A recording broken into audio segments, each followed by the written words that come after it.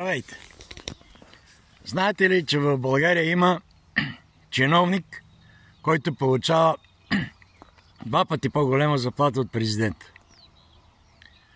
Той човек получава по-голема заплата от президентите на Чехия, на Румъния, на Русия.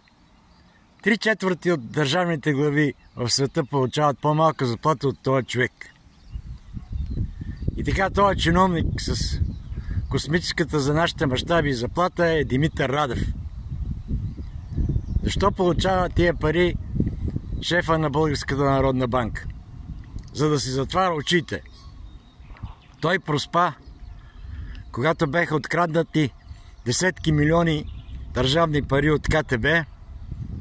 Той проспа, когато една банка, близка до криминалните кръгове, раздава държавни средства, предназначени за магистрали в чували.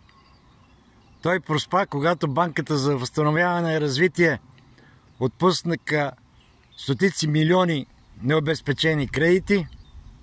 Този човек е национално бедствие. Той човек е на този пост, за да не си върши работата. И ако влизането на България в еврозоната доведе до отстраняването му, аз съм за еврото.